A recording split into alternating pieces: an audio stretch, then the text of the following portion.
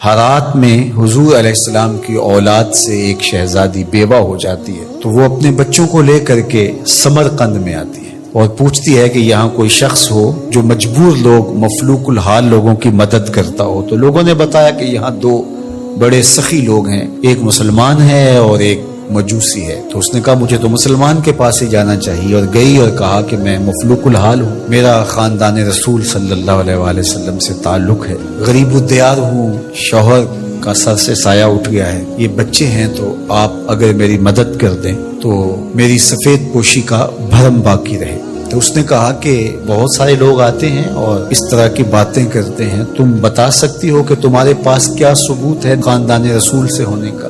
تو اس نے کہا میں مفلوق الحال ہوں، بچوں کو لے کر کے ہرات سے یہاں پہنچی ہوں، تو میں شجرہ تو ساتھ نہیں لیے پھر رہی، بس میری بات پہ اعتبار کر لیا جائے۔ اس نے کہا کہ میں تیری بات پہ اعتبار نہیں کر سکتا۔ خیر وہ وہاں سے اٹھی اور اس مجوسی کے پاس چلی گئی اور اس کو جا کے بتایا کہ مفلوق الحال ہوں، یہ میرے چھوٹے یتیم بچے ہیں، میں رسول کریم صلی اللہ علیہ وآلہ وسلم کی اولاد سے ہوں، تو آپ اگر میری مدد کر دیں۔ تو اس نے انتظام کر دیا ایک چھوٹے سے گھر کا، اور جو ضروریات کی چیزیں تھیں وہ وہاں پہنچا دی۔ یہ بھی سو گیا اور وہ مسلمان تاجر بھی سو گیا۔ ابن جوزی لکھتے ہیں کہ جب رات ہوئی تو اس مسلمان تاجر نے، سخی نے، خواب میں جنت کے منظر کو دیکھا کہ ایک خوبصورت محل ہے جس کے پاس حضور نبی رحمت صلی اللہ علیہ وآلہ وسلم کھڑے ہیں۔ تو یہ آگے شوق سے بھرا اور کہا حضور یہ محل اگر آپ مجھے عطا کر دیں۔ تو فرمایا یہ ایک مسلمان کا ہے۔ تو کہا میں بھی تو مسلمان ہوں۔ فرمایا تیرے مسلمان ہونے کا ثبوت کیا ہے؟ آنکھیں کھل گئیں، ماضی کا سارا قصہ ذہن میں تازہ ہو گیا، اور وہ جو لفظ کہے تھے کہ تیرے سیدہ ہونے کا ثبوت کیا ہے، وہ لفظ احساس پہ ہتھوڑے برسانے لگے اور نکال دیا گیا دربار رسالت سے۔ صبح ہوئی تو ڈھونڈتا پھرتا ہے کہ کل یہاں کوئی سید زادی اپنے بچوں کو لے کر کے آئی تھی، کسی کو پتا ہو تو لوگوں نے بتایا کہ وہ فلاں مجوسی ساہوکار اور سخی جو ہے اس کے پاس ہے۔ تو وہ گیا اور دروازہ کھٹکھٹایا اور قدرے وسیلے انداز میں کہنے لگا کہ ہمارے نبی کی بیٹی ہے اور آپ کو حق نہیں پہنچتا ہے، ان کی خدمت ہمارا ہی حق ہے، بلکہ کہا 300 دینار لے لو اور جلدی کرو ہمارے سپرد کر دو۔ تو اس نے مسکرا کے دیکھا، کہا کہ میں نے تو انڈٹھا سودا کیا تھا، اب تو منظر دیکھ چکا ہوں، جہاں رات آپ کو دھکے دے کر نکالا گیا وہاں مجھے وعدہ دیا گیا کہ تو نے میری بیٹی کی خدمت کی ہے، تجھے اور تیری نسل کو جنت کی ضمانت دی جاتی، اور میں تو حضور کے ہاتھ پہ کلمہ پڑھ کے اسلام قبول کر چکا ہوں۔ اللہ اکبر۔ نسبت رسول کا احترام، محض نسبت رسول، عمل تو بعد میں آتے ہیں۔ اللہ اکبر۔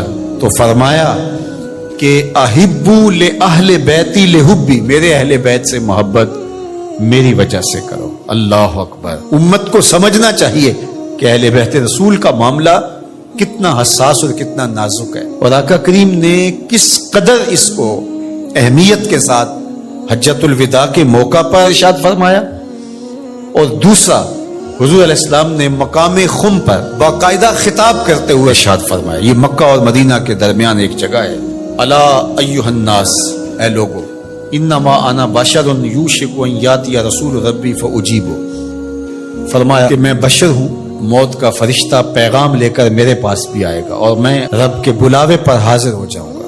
وانا تارک فیکم ثقلین، لیکن تمہیں تنہا اور لاوارث نہیں چھوڑ کے جا رہا، تمہارے اندر دو بھاری چیزیں چھوڑ کے جا رہا ہوں، جس کو میرے حضور بھی بھاری کہیں وہ کتنی بھاری ہوگی۔ اولہما کتاب اللہ، ان میں سے پہلی چیز کتاب اللہ، اللہ کی کتاب، فیہ الہدی والنور فخذوا بکتاب اللہ واستمسکوا بہ، اس میں ہدایت ہے، اس میں روشنی ہے، بس اللہ کی کتاب کو مضبوطی سے پکڑ لو اور اس کے ساتھ تمسک اختیار کر لو، جڑ جاؤ اس کے ساتھ، لپٹ جاؤ، چمٹ جاؤ اس کتاب کے ساتھ، اپنا ربط کبھی بھی قرآن سے ٹوٹنے نہ دینا، قرآن کے ساتھ اپنے تعلق باطن کو کبھی کمزور نہ ہونے دینا، اس کی تلاوت دن کے اجالوں میں رات کی تنہائیوں میں تمہارا معمول حیات رہے. فحث علی کتاب اللہ، حضور نے ابھارا لوگوں کو کتاب اللہ کے ساتھ جڑنے کے لیے.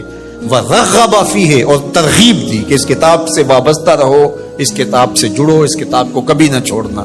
ثم قال، پھر ارشاد فرمایا وَأَهْلُ بَيْتِي، اور میرے اہل بیت. اذکرکم اللہ فی اہل بیتی، اذکرکم اللہ فی اہل بیتی، اذکرکم اللہ فی اہل بیتی، 3 مرتبہ فرمایا. میں تمہیں اپنے اہل بیت کے بارے میں اللہ سے ڈراتا ہوں، تذکیر کرتا ہوں، نصیحت کرتا ہوں کہ میرے اہل بیت کے معاملے میں کوتاہی نہ کرنا. 1 بار نہیں کہا، 2 بار نہیں کہا، 3 بار فرمایا. نگاہ نبوت کچھ دیکھ رہی تھی کہ لوگ کربلا کے اندر شہزادگان رسول کو شہید کرنے کے درپے ہوں گے، اور اہل بیت نبوت کی عظمتیں لوگوں کو ہضم نہیں ہو پائیں گی. تو حضور نے 1 بار نہیں، 2 بار نہیں، 3 بار فرمایا کہ میرے اہل بیت کے معاملے کے اندر ان کی حساسیت اتنی ہے کہ کوتاہی کا ارتکاب نہ کرنا. اہل بیت نبوت کا معاملہ بہت حساس ہے، بہت ہی حساس ہے. یزید پلیت نے اہل بیت کے ساتھ ٹکر لے کے اپنی عاقبت بھی برباد کر لی، اور اپنی دنیا بھی برباد کر لی، اور اپنی نسلوں کو بھی بدبودار بنا لیا. اس نے یزید کا نام بدی کا استعارہ بن گیا. دشنام سے بھی بدتر، گالی سے بھی بدتر یزید کا نام. حضرت امام حسین رضی اللہ تعالیٰ عنہ حق کا استعارہ بن کے ابھرے، اور قیامت تک ان کا نام زندہ، روشن، سرخرو، کامیاب اور بامراد رہے گا. رہتی دنیا تک حسین کے نام کا جھنڈا اونچا ہی رہے گا. اہل بیت کے لیے دلوں میں محبت جو موجزن نہیں رکھتا سینے میں، اس کے سینے میں پتھر رکھا ہوا ہے، اس کے سینے میں کسی مومن کا دل نہیں رکھا ہوا. یہ پیار تو ہر وقت سلگتا ہے، لیکن جو ہی محرم کے ایام آتے ہیں تو پھر خوشبوئیں پھیلنا شروع ہو جاتی ہیں، اور ان کے لیے دل میں جو جذبات پیدا ہوتے ہیں. اللہ اکبر، ہماری 1000 جانیں تصدق ان کے قدموں سے لپٹی ہوئی خاک پر.